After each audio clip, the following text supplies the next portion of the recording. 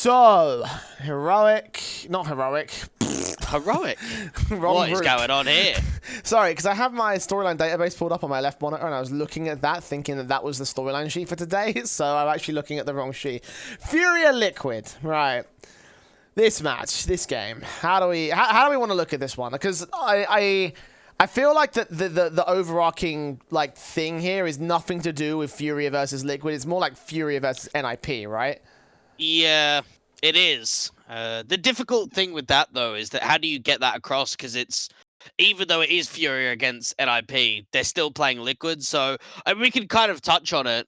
But yeah, look, it's going to be a tough one to kind of call. Like, I don't think Furia are going to be able to take Liquid today. It's going to be a tough game for them.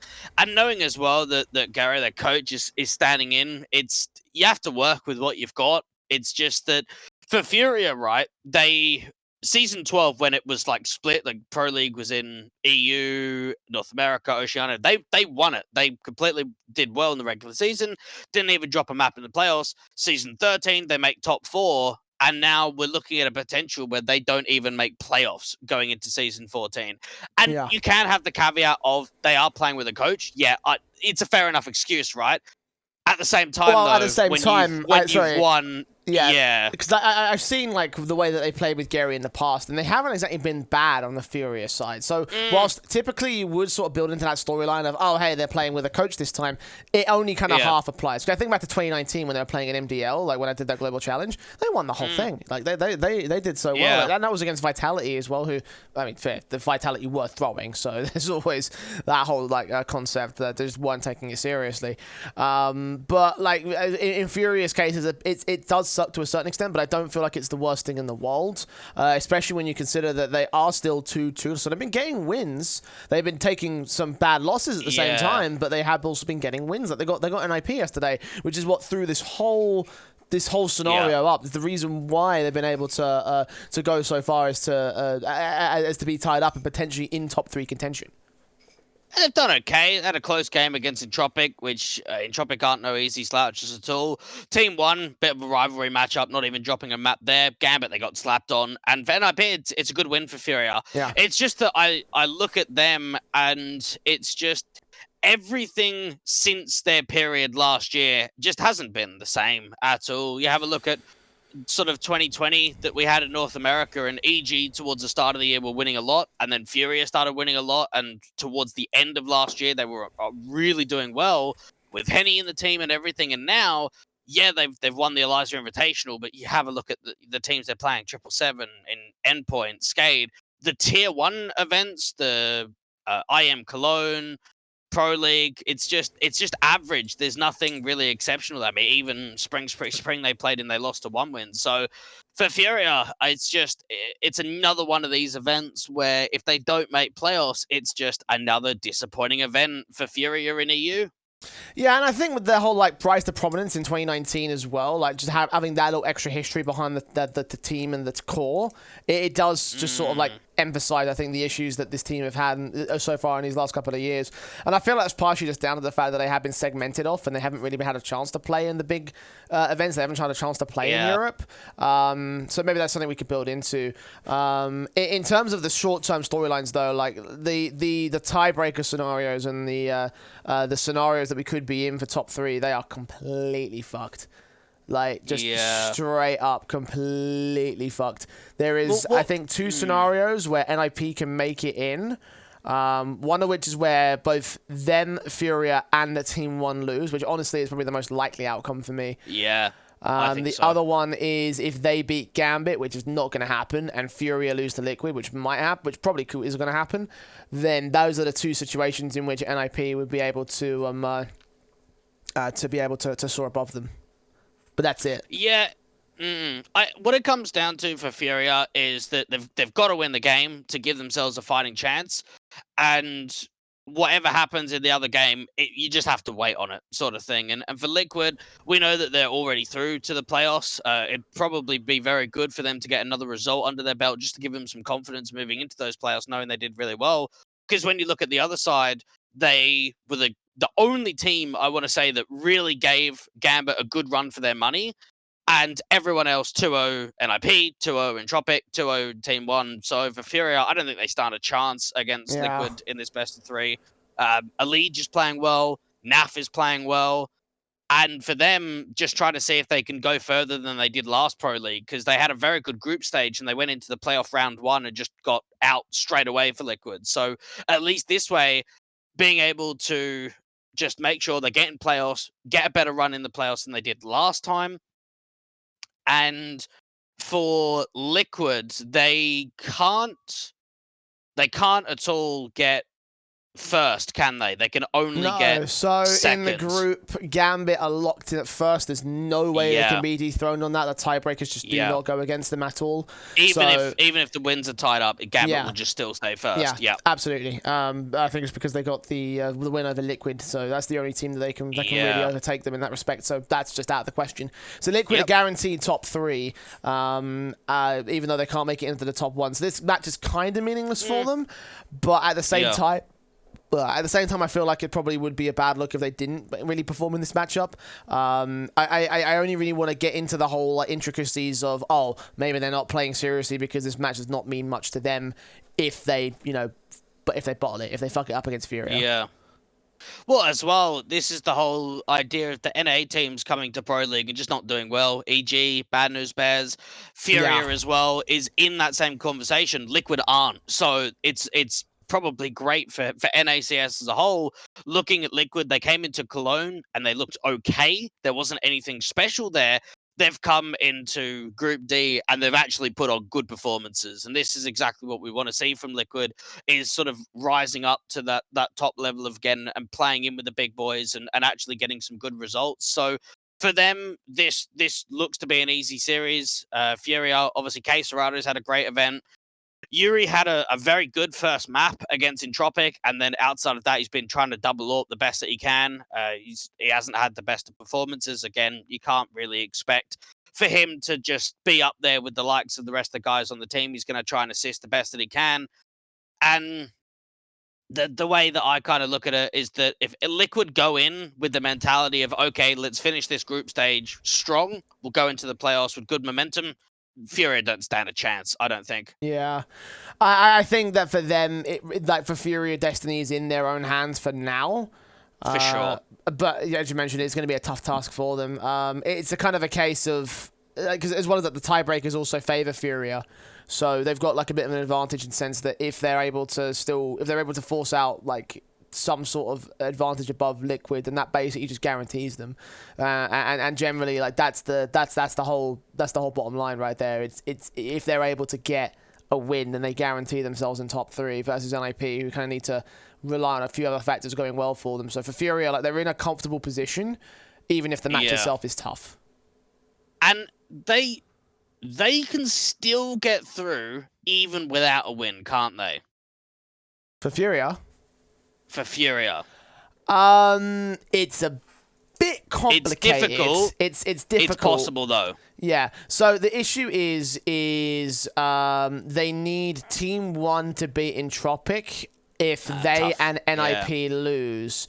Because if Entropic beat Team 1, then they get into a 3-way tie, and then from there, the head-to-head math difference on tiebreakers becomes completely fucked, and NIP get pushed up to the top 3, and Fury actually drop below Entropic in that respect because they've lost more maps on that one. So there is a way that Furia can lose out, and so they're kind of hoping that if they do lose, that Team 1 will get a win, which I don't think is going to happen. Yeah. The ideal scenario for Furia right now is win the series, go to top 3. Yeah. Yeah. That's got to be the mentality. It's difficult though. It's not going to be easy. And you'd have to imagine that for Furia, being able to beat NIP yesterday gives them confidence, at least coming into this game. It's just, difficult for them. Yeah. And I guess we'll kind of update everyone as we go on. Again, I don't think we should go too massively into the tiebreaker in the intro segment, just because it's not important. until the results come in. Yeah. So let's just in terms of the tiebreaker scenario, let's just brief everyone to say, listen, if Furia, like at the start of the show, brief everyone, say, look, Furia win, they go through the top 3. If they don't, then we get messy and we'll break it down as the broadcast goes on. So let's just keep it simple in that respect and just kind of update as time goes up, because there's 8 different cases here. There's 8 different scenarios of what can happen today. So I'm not going to bother with all the intricate details unless we have to get into those intricate details. Yep. Yeah, that makes complete sense. And I just guessed that sort of going into this it's the last day of the triple streaming. So, letting all the viewers know 3 games, once we get into the playoffs, that's not going to happen. So, tune into A stream, tune into B stream, tune into C stream. And we can even kind of run down Group C. Kind of had this same sort of dilemma where there was sort of the tiebreakers and all the results matter. So make sure for all the viewers that you're watching all the games, we'll try and update you as we go on, because this will be the last time we'll have triple streams and the last chance that all these games are going to be played at the same time. So I think on that respect, I'm going to try and in the introductory segment, when we're going into looking at the overarching groups, I'm just going to describe how important the matches are today by just going through the list and saying, listen, we've lost Astralis, we've lost G2, we've lost FaZe, we've lost Big, NIP could also be up on that chopping block, because I think that is the overarching story for the entire Pro League, is the fact that NIP could be another legendary name to fall in group stage. So I think we should try hype that side of things up, even though we're not covering NIP directly. Furia still have influence over that side of things, and again, they have the advantage in the tiebreakers for the most part. So I'll try see if I can slip something in the intro. Again, not too in depth on the part of NIP's story, but we'll still get into it a little bit. Yeah. And both teams had the same placement in IEM Cologne, even though they didn't meet one another. They both finished 9th to 12th. So that would have been last bit of the not last match of the group stage. Lower bracket semi. So it wasn't quite that game to get into the playoffs, because it was only top 6 made playoffs. Was it different groups, or was it just a different match? Well,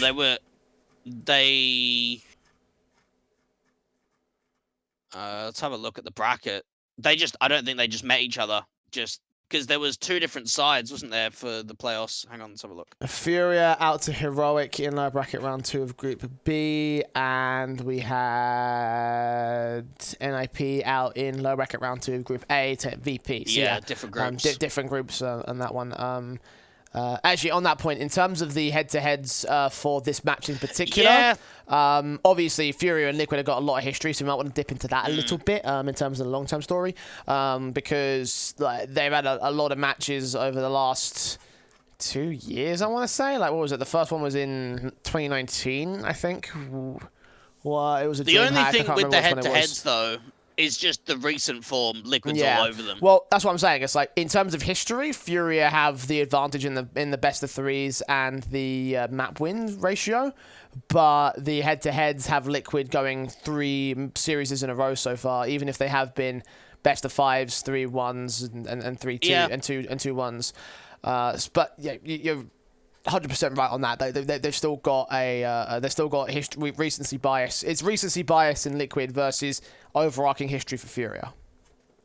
Yeah, and what it comes down to as well, lineup's different. Furia with a coach today, and Liquid are just performing better in this group stage. So we can start tying in, but what have we seen in the past to what we see now?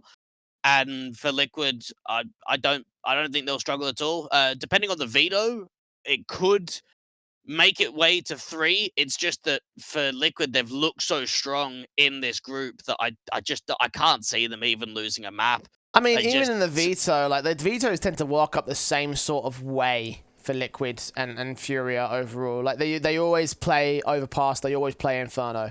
For every series, they've had some amount of Inferno. They've had mostly Overpass, especially in the last 3. So maybe we could slip into the idea that Furia, if they want to try and force out a veto, they might want to get rid of one of those 2 maps. Preferably Overpass, because I don't think they've taken Overpass above these guys. They have had actually 1 Overpass in the last 3 matches. Inferno has also it just been won't difficult. happen though. That's the problem, is because Furia instaban Dust 2, they don't play it at all. So Liquid are going to pick into Overpass going up against Furia. So there's no way that Overpass can come in.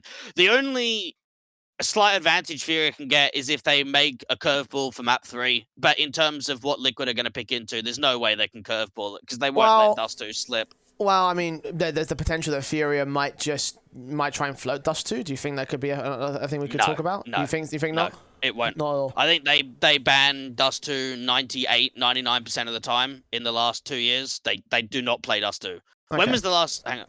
Let's just have a look when the last Dust2 official was. Eons They've ago, played probably. it 3 times of all time. All time? So, of all time, they've played it 3 times. Yikes. Okay, well, there's a very unlikely chance in that respect. So fair enough. They played it twice in 2018 and once in April this year. And that's it. So, Dust2 will never be floated, basically. And so there's no way. Yeah, they've not even got a win on it in the few times they have played it. Okay, all right then. That's fair. We'll just see how it goes then, and just see where Furia want to take this veto, if they can take it anywhere at all. I feel like there needs to be some sort of curveball for them though, because if they want to try and win this series against Liquid, they're gonna have to throw something extra into the mix, you know? I don't think so. I think you just play to your strength. Because if you start curveballing and maybe playing into something that you're weak at, you're not going to give them the best run. For Furia, it's like, right, even if you go into something that Liquid know at its home turf, you go into something strong. So for me, I don't think we'll get any surprises at all in the video. I think it will go as normally as it does. Yeah, okay. All right. Anything else? The only other thing I would say is that Liquid and Furia, they actually haven't played a massive amount of events this year, or at least not this year, the last 3 months. So that's another thing that's a little bit more difficult. I guess both coming from NA or permanently staying in America is that they're not in Europe as often. So for Liquid, last 3 months they've played Cologne and that's it. So in terms of actual matches, we're not actually seeing Liquid that often. So being able to get them a deep run in the playoffs, it'd be nice to see more of Liquid because we don't actually see them very often. Yeah, despite that, they've managed to maintain top 16 in the world and Furia top 15 in the world despite that. I mean, I'm not sure whether that's accurate or whether that's something we can talk about.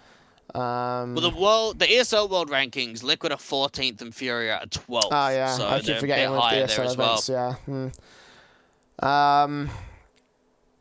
Yeah, I mean, it's not really a lot to pull from recent form. What we've got to really go off of is the ESL Pro League stuff and maybe a bit of Cologne. Other than that, there's not really a massive amount of huge things to talk about in that respect. Again, the overarching plot is that battle for third place, really. Yep.